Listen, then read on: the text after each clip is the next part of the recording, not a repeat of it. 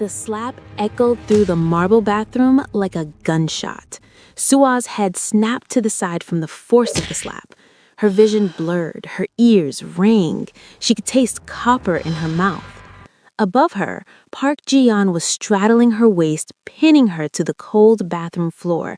Her designer dress was hiked up. Her perfect hair was wild. Her eyes were pure madness. From somewhere behind them, a voice rang out with excitement. "I'm live, Jian. 50,000 people are watching. Look at this gold digger's face. Make her famous."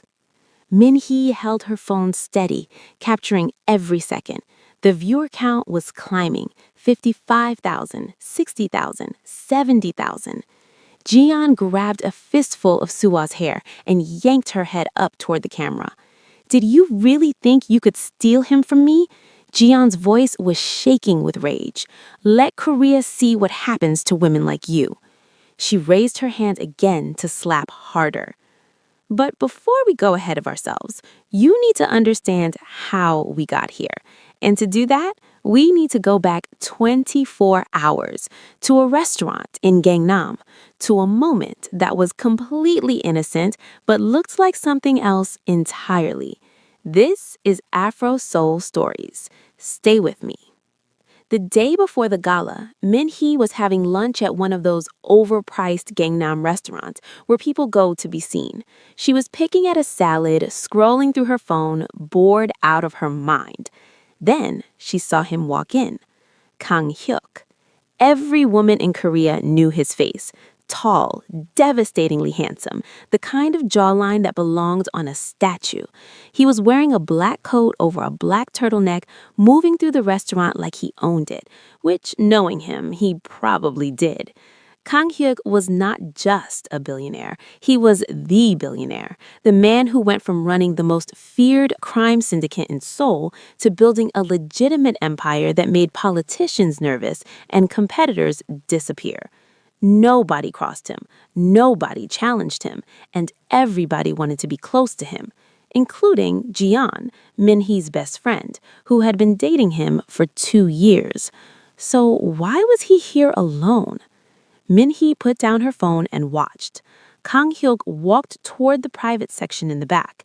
A hostess led him to a table that was already occupied. Min-hee's eyes narrowed. There was a woman sitting there. Young, maybe 18 or 19, tall, beautiful, and black. Min-hee almost choked on her sparkling water. The girl stood up when she saw Kang Hyuk. Her face broke to the biggest smile. She threw her arms around him and hugged him tightly. Then she kissed his cheek. And Kang Hyuk, the coldest man in Korea, the man who never showed emotion in public, hugged her back. Min-hee's jaw dropped. She couldn't hear what they were saying. The private section was too far away, but she watched them sit down together. She watched them laugh. She watched him reach across the table and squeeze her hand. In all the time Jian had been dating Kang Hyuk, Min-hee had never seen him look at anyone like that. Who the hell was this woman? Min-hee pulled out her phone, started taking photos. She needed evidence. She watched them eat together for over an hour. At one point, the girl seemed to ask him something important. He shook his head, smiled, put a finger to his lips like it was a secret. The girl laughed and nodded. When they finally left, they left together. Kang Hyuk's arm around her waist, his driver opening the door for both of them, they climbed into his private car and drove away. Min-hee's hands were trembling as she dialed Jian's number. "Jian, we need to talk. It's about Kang Hyuk." That night, Jian sat in her apartment staring at the photos on Min-hee's phone. The girl hugging him, kissing his cheek, holding his hand, getting into his car. Who the hell is this woman? Jian's voice was barely a whisper. "I don't know. I've never seen her before." But Jian, he looked happy, like really happy. Jian's world was cracking. Tomorrow was supposed to be the best night of her life. Kang Hyuk was throwing the biggest gala of the year. Everyone who mattered in Korea would be there. And at the end of the night, he was going to propose. She knew it. He had been dropping hints for weeks. But now, this. Maybe it's nothing, Min-hee offered weakly. Maybe she's a business associate, or He was holding his hand. He put his arm around her waist. Jian's voice was shaking with tears. He's never even done that with me in public. Minhee didn't know what to say. Jian wiped her eyes. Her sadness was already hardening into something else, something colder. If she shows up at the gala tomorrow, Jian said quietly, I want to know immediately. What are you going to do? Jian didn't answer. But first, there's another person you need to learn whose life was about to collide with this mess. Aaliyah Mensah. 31 years old, Ghanaian by blood, Brooklyn raised, founder of a luxury streetwear brand called Luxe Noir, and completely, utterly desperate. She was 5 years old when her parents moved from Accra to Brooklyn. She grew up caught between two worlds, pente cloth and cornrows at home, Timberlands and streetwear outside. Luxe Noir was born from that clash. African heritage meets Brooklyn grit. Something the fashion world had never seen before. But the fashion world didn't want it. For the past 3 years, Aaliyah had knocked on every door in the industry. Every investor, every venture capitalist, every fashion house looking for fresh talent. The answer was always the same. No. Too risky, too niche, too black, too African, too different. No one wanted to bet on her. And now she was 3 weeks away from shutting down completely. Rent was overdue, manufacturers were demanding payments. Her last 2 credit cards were maxed out. Luxe Noir was dying, and there was nothing she could do about it. Then she heard about the Kang Foundation annual charity ball, the biggest event in Seoul. Every major investor and business mogul in Korea under one roof. This was it, her last shot, her final chance to save everything she had built. But we'll get back to her in a moment. The morning of the gala, Sua woke up in her father's penthouse feeling excited for the first time in years. She had been living in London since she was 8 years old, 10 years away from Korea, 10 years away from her father. He had sent her there after her mother died to protect her from his dangerous world, and she understood, she really did. But it had been lonely. Now she was finally home, and tonight her father was going to propose to his girlfriend. He wanted Sua there for it. He wanted to introduce her to Jiyeon, to Korean society, to the world he had built while she was away. She was nervous but happy. Around 4 in the afternoon, her father came into the living room looking stressed. His PA, a sharp young man named Secretary Park, was trailing behind him with a tablet full of problems. "Sweetheart, I'm sorry," Kang Young said. "Something urgent came up, a situation with one of our subsidiaries that I need to handle personally." Sua's face fell. "But the gala starts in 3 hours." "I know. I'll be there, I promise. But I might be a little late." He cupped her face gently. "Go ahead without me. My driver will take you. I'll meet you there as soon as I can." "What about Jiyeon? Should I introduce myself or—" No, wait for me. I want to introduce you properly." He smiled. "It's going to be perfect. She's going to love you." Sua nodded, trying to hide her disappointment. "I'll see you soon, Appa." He kissed her forehead and hurried out with Secretary Park. Sua watched him go. Then she went to get ready. She had no idea what was waiting for her. 2 hours later, Sua stepped out of the Maybach in front of the venue. She looked stunning. A custom black hanbok gown with gold embroidery and African kente cloth woven into the design. Her natural curls were out, adorned with small gold accessories. She was tall, elegant, and absolutely breathtaking. Every head turned as she walked in. Inside, the gala was in full swing. Crystal chandeliers, ice sculptures, champagne towers, hundreds of Korea's most powerful people mingling and networking. Sua felt out of place immediately. She didn't know anyone. People were staring at her and whispering. She was used to that, being half black in spaces like this, but it still made her uncomfortable. She decided to find somewhere quiet to wait for her father. She didn't notice Min-hee spotting her from across the room. She didn't notice Min-hee pulling out her phone and making a frantic call. She didn't notice Ji-yeon's face going pale with rage when she saw the photos, compared to the girl who just walked in. "That's her. That's the woman from the restaurant," Min-hee whispered. Ji-yeon watched Sua moving through the crowd. Beautiful, confident, wearing a dress that probably cost a fortune, a dress that Kan-hyung probably bought for her. Something inside Ji-yeon snapped. "Follow her," Ji-yeon commanded. "We wait for the right moment." Meanwhile, near the back of the ballroom, Aaliyah Mensa was trying not to look as desperate as she felt. She had paid a waiter $200 for a fake invitation and slipped in through the service entrance. Desperate times, desperate measures. Now she was standing near a champagne tower, scanning the room for anyone who looked like they might invest in a black woman's fashion brand. Her best friend Emma stood next to her, clutching a glass of champagne like it was a lifeline. "You see anyone?" Emma whispered. "Everyone here looks rich," Aaliyah muttered back, "but they also look like I'd call security if I approached them wrong." She spotted a man in an expensive suit talking to a small group. He looked like money. She straightened her dress, took a breath, and walked over. "Excuse me," she said politely. "I'm Aaliyah Winrow. I run a luxury streetwear brand called Luxe Noir. I'd love to talk to you about—" The man looked at her dress, looked at her hair, and turned away without a word. Just turned his back like she hadn't spoken at all. The people around him chuckled. Aaliyah felt the humiliation burn in her chest, but she swallowed it, walked back to Emma. "That bad?" Emma asked. "Worse." Aaliyah grabbed a glass of champagne and downed it. "This was a mistake. These people don't want what I'm selling." "Don't give up yet. We just got here." Aaliyah was about to respond when something caught her eye. Across the room, she saw 3 women talking and looking at a young black girl, maybe not completely black, but the looks on their faces said something wasn't right. "You see that?" Aaliyah asked.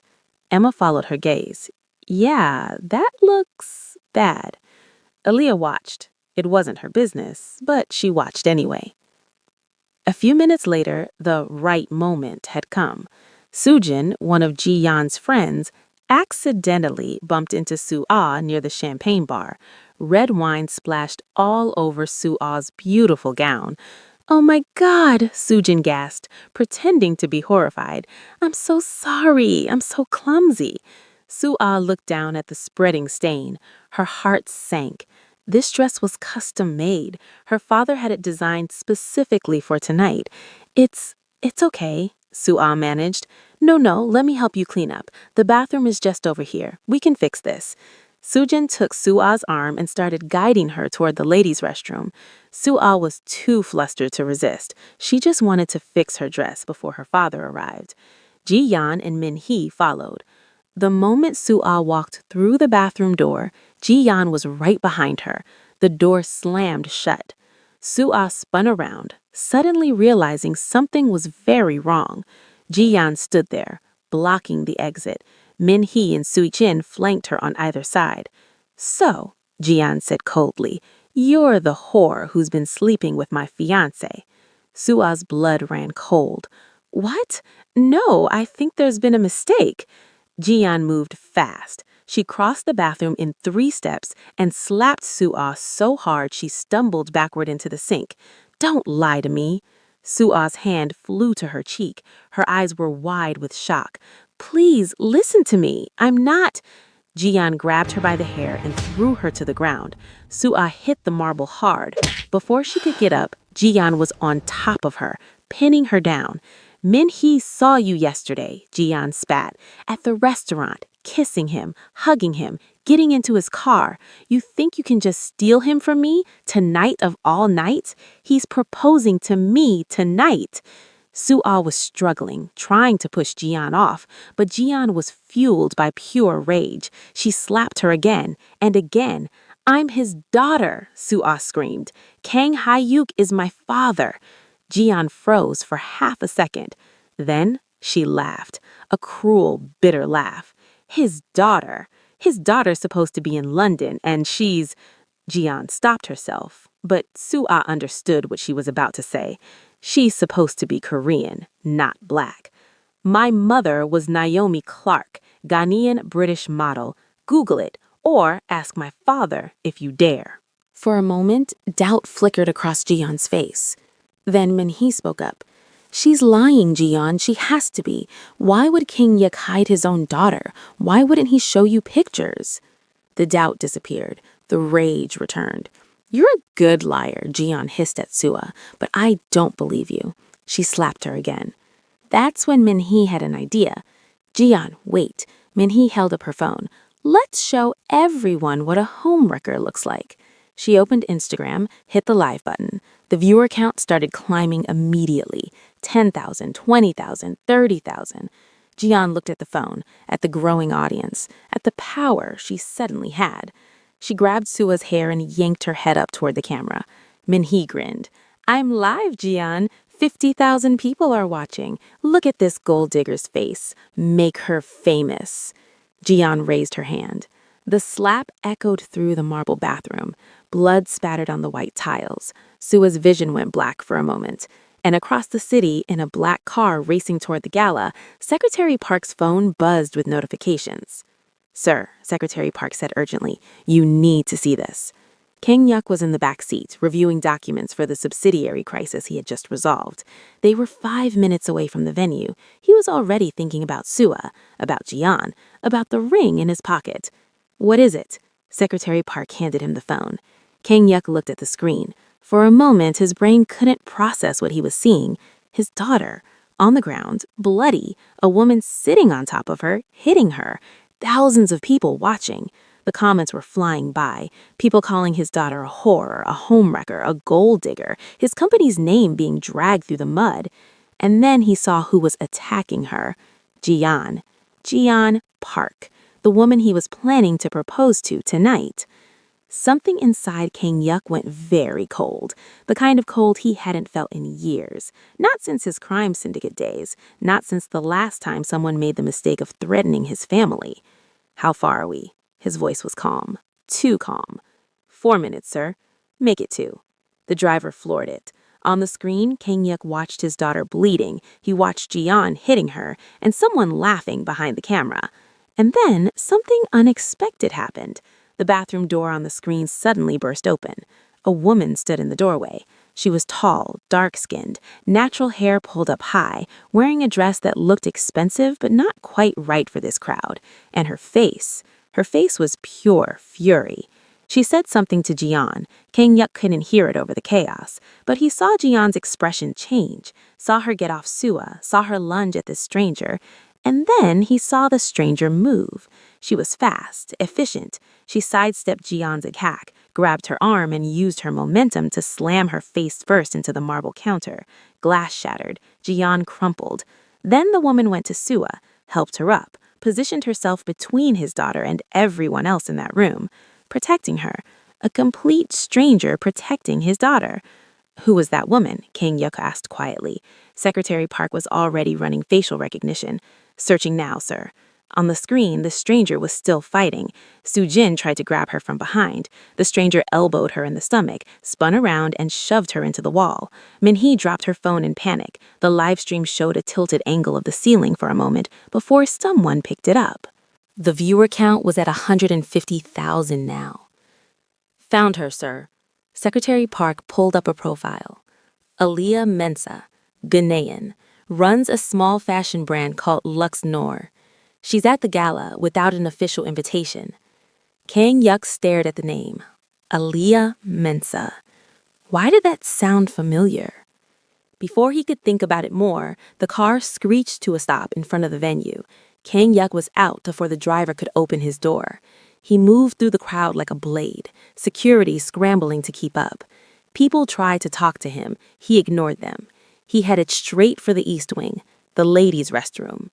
Behind him, the gala was already descending into chaos. People were watching the live stream on their phones, whispering, pointing. Kang Yuk didn't care. He reached the bathroom. The door was open now. A crowd had gathered outside, trying to see in. They parted for him immediately. Nobody was stupid enough to get in Kang Yuk's way. He stepped inside. And there she was. Aaliyah Mensa, standing in front of his daughter like a bodyguard, blood on her dress, scratches on her arms, breathing hard but still ready to fight. Behind her, Suwa was slumped against the sink, face bruised, lips split, but conscious, alive. On the floor, Jiyeon was struggling to get up, champagne and glass all over her ruined dress. Min-hee was cowering in the corner, phone still in hand, still streaming. Soo-jin was holding her stomach and crying. The bathroom was destroyed. Everyone froze when they saw him. Suwa looked up. Relief flooded her face. Appa. That one word, that soft, broken voice, it almost undid him. But Kang Yuk didn't let it show. He couldn't. Not yet. He walked past Aaliyah without acknowledging her, went straight to his daughter, knelt down in front of her, cupped her face gently. "I'm here," he said quietly. "I'm here now." "I tried to tell them," Suwa whispered. Tears were streaming down her face. "I told them I was your daughter. They didn't believe me." "I know. I saw." He looked at the cut on her lip, the bruise on her cheek. His jaw tightened. "I saw everything." He kissed her forehead. Then he stood up, turned around. His eyes found Aaliyah first. She was watching him, guarded, defiant, like she was still ready to fight if she had to. "You protected her," Kang Yuk said. "Someone had to. You don't know her." "I know what 3 against 1 looks like." They stared at each other for a moment. Something passed between them. Recognition, respect. Then Kang Yuk turned to Jiyeon. She had finally gotten to her feet. She looked terrible, wet, bloody, mascara everywhere, but she was still trying to salvage this. "Hyuk, please, you have to understand. Min-hee saw her with you yesterday at the restaurant. She was all over you. I thought—" "You thought she was my mistress." "Yes, what was I supposed to think? You never showed me pictures of your daughter. You never told me what she looked like. When Min-hee described a black woman kissing you, what was I—" "You knew I had a daughter." Jiyeon's mouth snapped shut. 2 years we've been together. I told you about Suwa. I told her her mother was black. I told her she was living abroad. I told her she would come home eventually. Kang Yuk's voice was quiet, controlled, deadly. "What exactly did you think my half-black daughter would look like, Jiyeon?" Jiyeon had no answer. "You saw a black woman with me and immediately assumed she was a whore. You didn't ask me. You didn't wait. You attacked her. On camera, in front of the whole country." From the corner, a voice interrupted. It was Emma, Aaliyah's best friend. She had followed Aaliyah to the bathroom and now was holding a phone with trembling hands. Sorry to interrupt, but—" Emma looked at Aaliyah, then back at Kang Yuk. "K-Group just lost $3 billion. The video went viral. Everyone thinks you're a cheating mess. Your stock is crashing." Silence. Kang Yuk didn't flinch. He turned slowly towards Min-hee, who was still holding her phone, still streaming. 300,000 viewers now. "You," Kang Yuk said. "You're still live." Min-hee nodded frantically, too scared to speak. Kang Yuk walked towards her. She backed up until she hit the wall. He took the phone from her hand, looked directly into the camera. "To everyone watching," he said calmly, "the woman you just saw being attacked is not my mistress. She's my daughter, Kang Soo-ah, my only child." He paused, letting that sink in. "The woman who attacked her is Park Ji-yeon, my former fiancé. I say former because as of this moment, we are finished." He glanced at Ji-yeon. She was sobbing. "As for the stock that dropped because of this," Kang Yuk checked his watch casually, "buy it now, because tomorrow I'm going to make sure betting against me is the most expensive mistake anyone has ever made." He ended the live stream, handed the phone back to Min-hee. "Your father works for one of my subsidiaries, doesn't he?" Kang Yuk asked quietly. Min-hee nodded, trembling. "Not anymore. Tell him to clear out his office by morning. Minhee burst into tears. King Yuk turned back to Jian. Hyuk, please, she begged. 2 years. 2 years I've been with you. You were going to propose tonight. I know you were. Don't throw that away over a mistake. A mistake? King Yuk reached into his pocket, pulled out a ring box, opened it. The pink diamond caught the light. It was stunning, easily worth millions. Jian's eyes widened with hope. King Yuk closed the box. This was going to be yours, he said. I designed it myself. $4.8 million. Hyuk. He turned to Aaliyah. You, he said. What's your name? Aaliyah hesitated. Aaliyah Mensa. King Yuk extended the ring box toward her. Take this. Aaliyah blinked. What? You saved my daughter. Consider this your reward. Sell it. The money should help with whatever you're trying to build. Aaliyah stared at the box, at the ring inside, at this terrifying man who was casually handing her millions of dollars. I can't accept that, she said. You can. I didn't do it for money. I know. That's why you deserve it. Before Aaliyah could argue further, Emma lunged forward and snatched the box out of King Yuk's hand. She accepts. She accepts. Thank you so much. We accept. Aaliyah shot Emma a look. Emma shot her a look right back that said, Are you crazy? King Yuk almost smiled. Almost. He pulled a business card from his jacket and handed it to Aaliyah. My office. Tomorrow, 9 a.m. We need to talk. Aaliyah looked at the card, then at him. About what? About what you're going to do next. His eyes held hers. Don't be late. He turned back to Jian, nodded at his security team. Get her out. She's banned from everything I own. If I see her face again, there will be consequences. 2 guards grabbed Jian's arms. Hyuk, she screamed, fighting against them.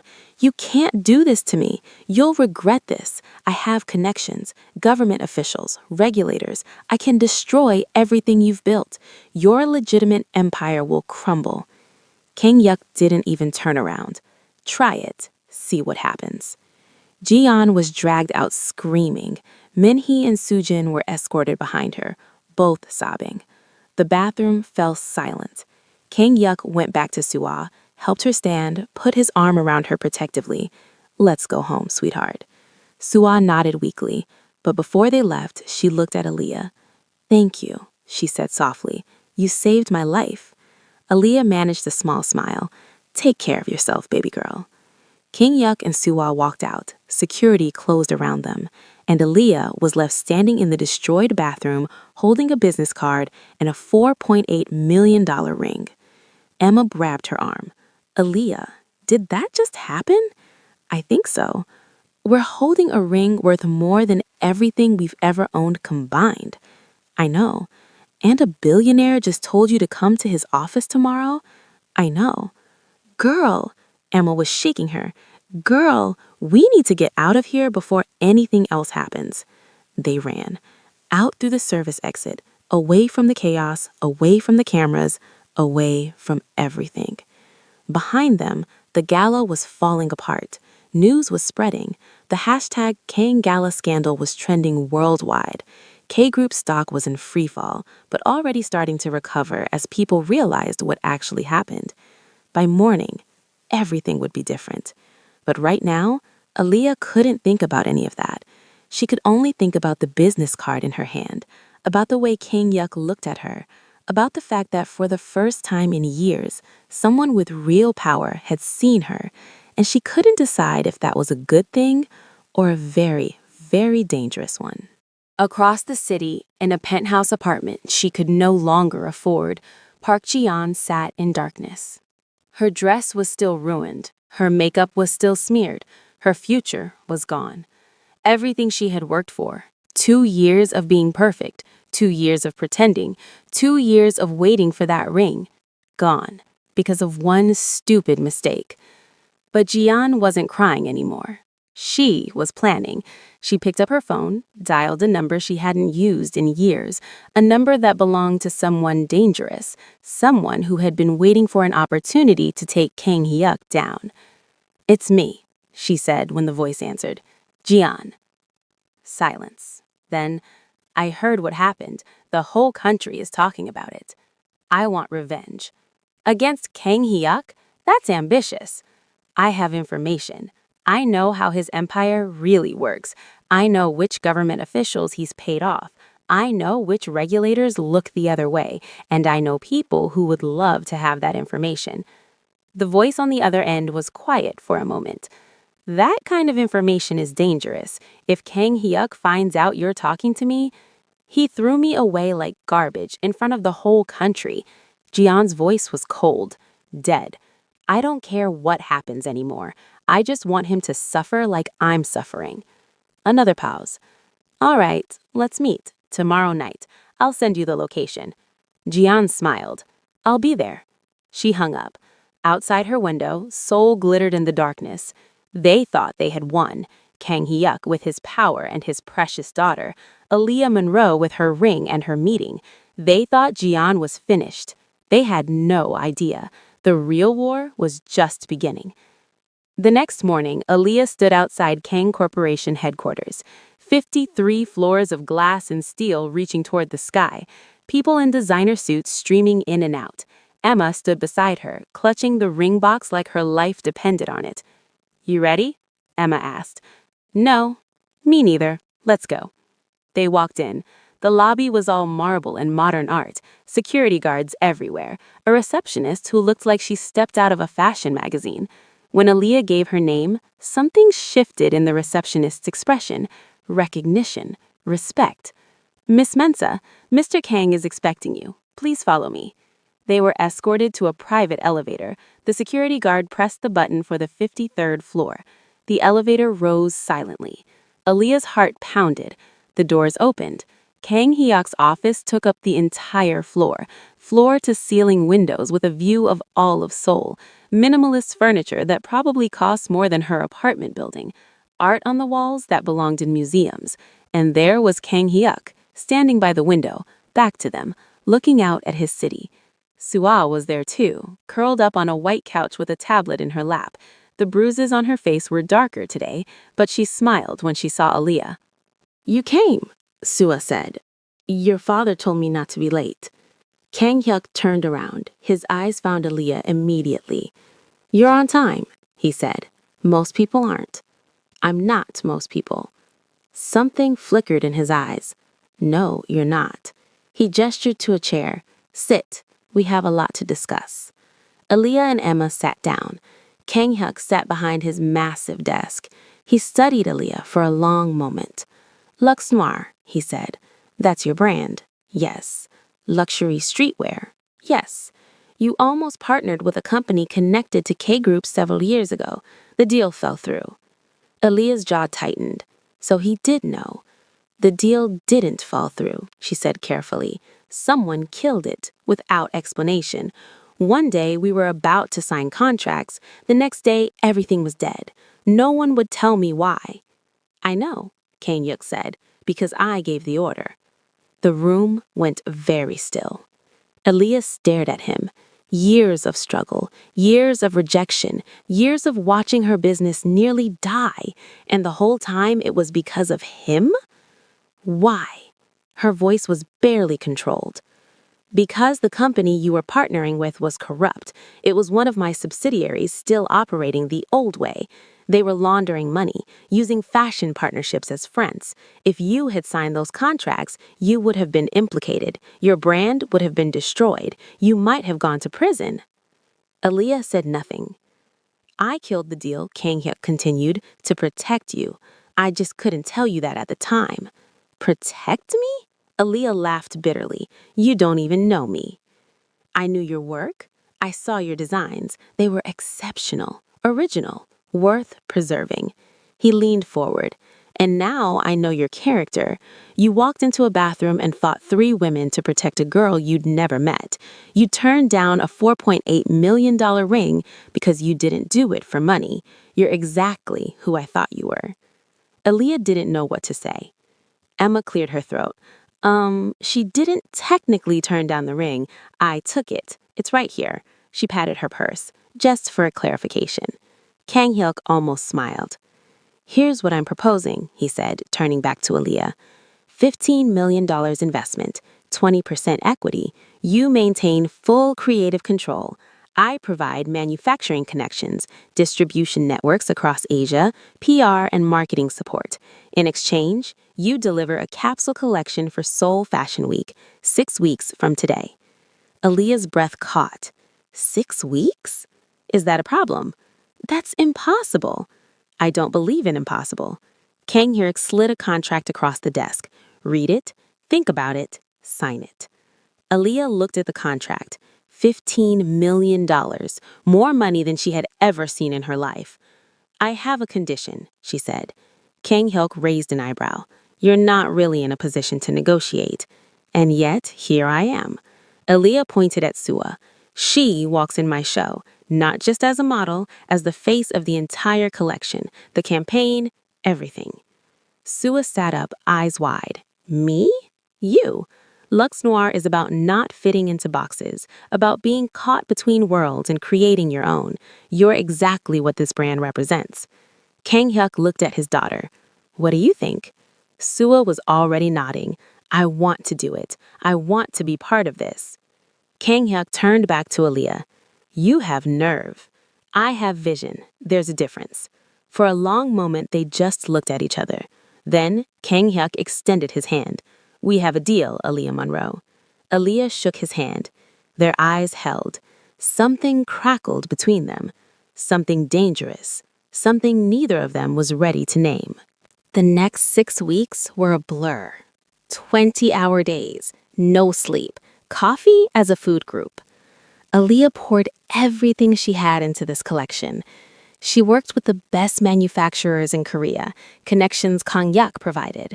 She sourced fabrics she never could have afforded before. She designed pieces that were bolder, more innovative, more authentically her than anything she had ever created. And through it all, Kang Hyuk was there. He didn't interfere with the creative process, but he would stop by the studio late at night with food when she forgot to eat. He would sit quietly in the corner and watch her work. He would ask questions that showed he understood more about fashion than he let on. And sometimes, when their eyes met across the room, Aaliyah would feel something electric, something neither of them acknowledged. Sua was there too, learning the business, doing fittings, becoming more than just a model. She was becoming family.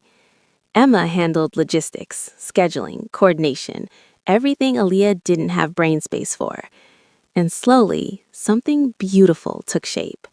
A collection that told a story. African prints meeting Korean silhouettes, streetwear elevated to high fashion, 2 worlds colliding and creating something entirely new. On the night before the show, Aaliyah stood in the empty studio, looking at the finished pieces. Kang Hyuk found her there. You should be sleeping, he said.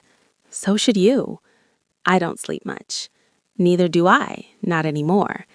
They stood side by side in silence, looking at the collection.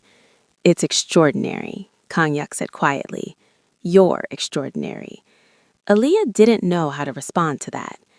Tomorrow, he said, everything changes. I know. Are you ready?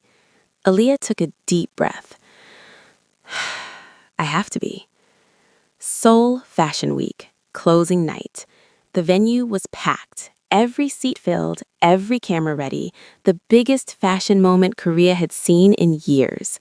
Backstage was controlled chaos, models being dressed, last-minute adjustments, Aaliyah running between stations making sure everything was perfect.